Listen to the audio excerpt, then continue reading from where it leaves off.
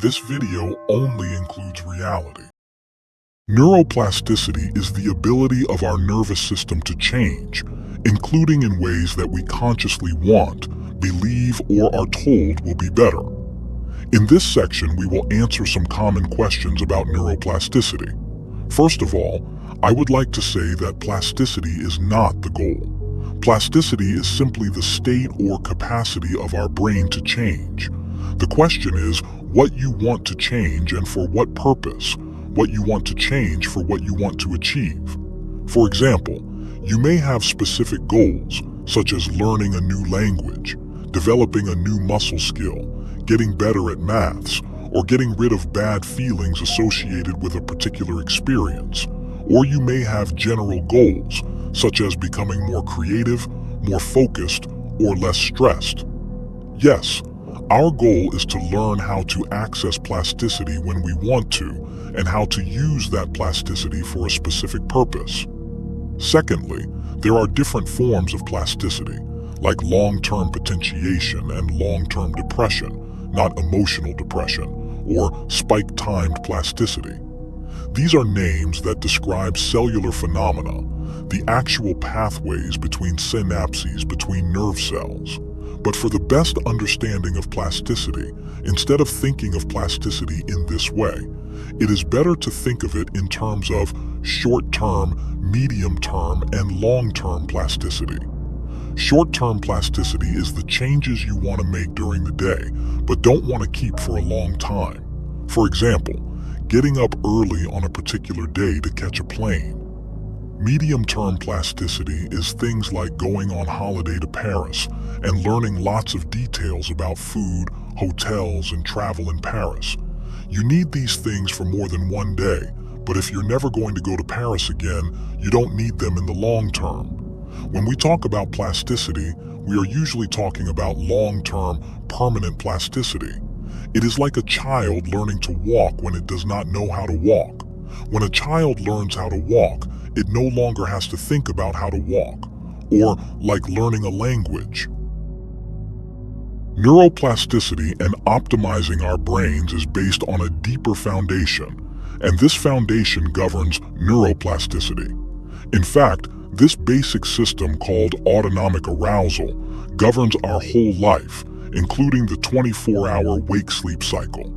If we force ourselves to stay awake longer, it's not a problem.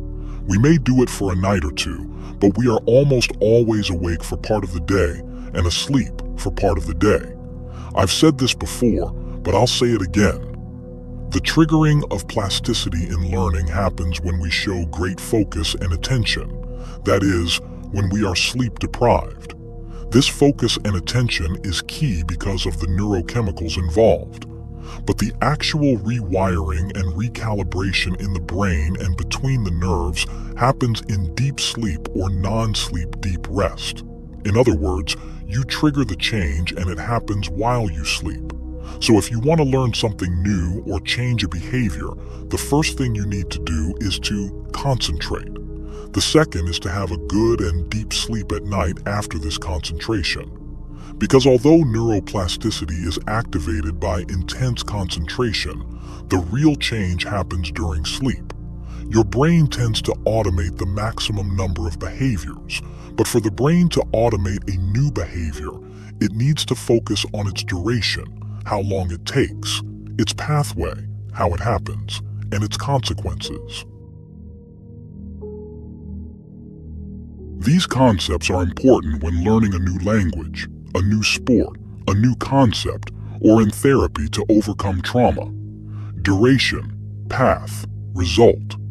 These are things that the brain can do, but an adult has to make an effort, and unfortunately, this effort is always accompanied by feelings of pain and reluctance at first. The reason for this is that the system that is activated just before acetylcholine is released is the stress system. When we want to learn something new, we release norepinephrine, or noradrenaline, into the brainstem. This chemical causes us to pay attention. Attention is like a flashlight that illuminates a sequence of duration, path, result. This attention is hard work, and the adult brain easily resists changing the effortless algorithms at hand. But if you resist this pain and reluctance and keep going, the brain marks the neurons needed for the new behavior or thought to change, even if they resist. To repeat, if you want to develop a new behavior, thought, or even emotion, do the new behavior despite the pain and resistance of the newness. Focus as much as possible on the duration, the path, and the results of the innovation. Then, on the contrary, let go of the focus completely and go into a good and deep defocus, sleep. According to research by Eric Knudsen of Stanford University, the adult brain can be as open to change as the child brain as long as focus is present. Just as important as focus is a sense of urgency. For example, according to research by Mike Mirza at UCSF, if what you need to focus on solves a serious daily problem for you, such as getting your daily meal as long as you do this thing or going hungry, the brain's flexibility to learn this thing is quite high. This is because nature has evolved the brain to force it to adapt as a result of a real need. So, to make something urgent, should you do it out of love or out of fear? The answer is that it can be either. It doesn't matter to the brain. So the dopamine reward system comes into play. This information also tells us why starting something is harder than doing it. The norepinephrine and adrenaline released by the brain when we start something new makes us feel bored and reluctant at first.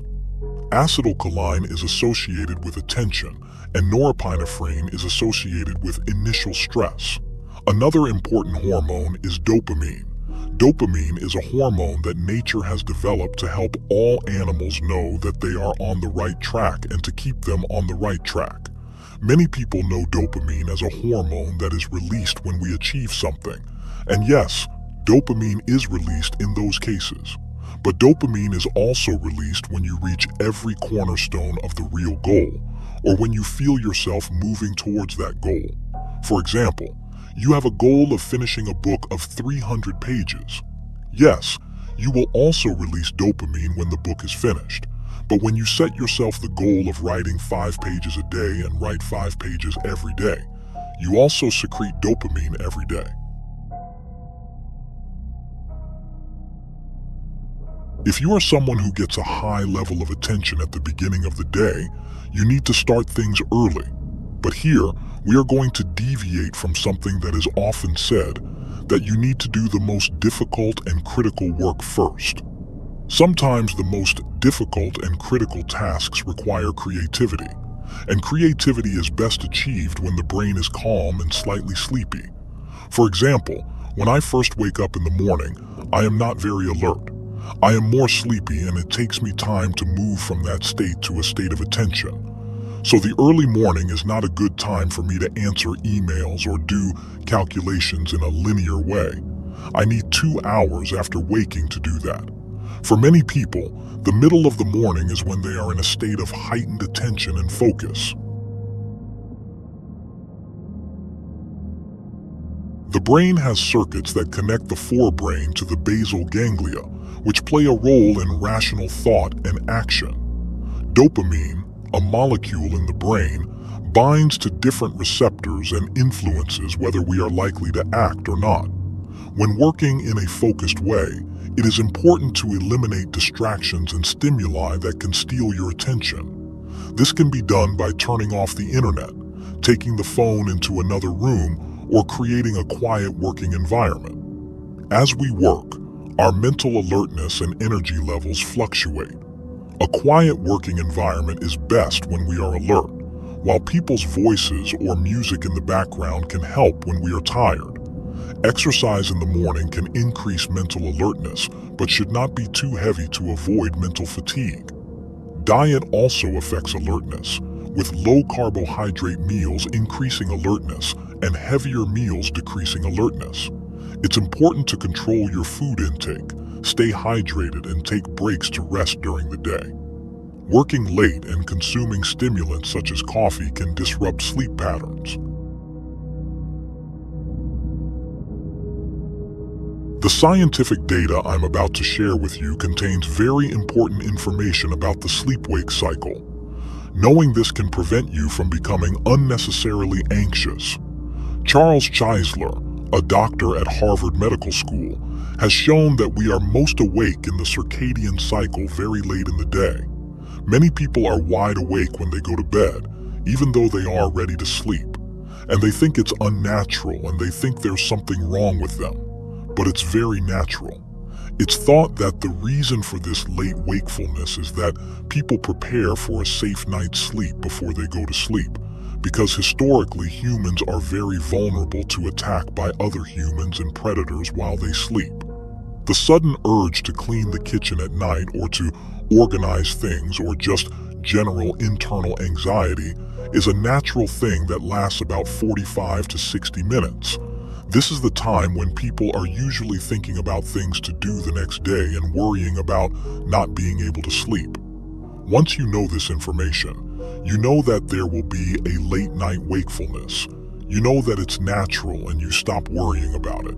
In this waking process, I organize the things I'm going to do the next day, or I do other things, but they are basic and simple things like doing some light cleaning. Doing some light cleaning. Doing some light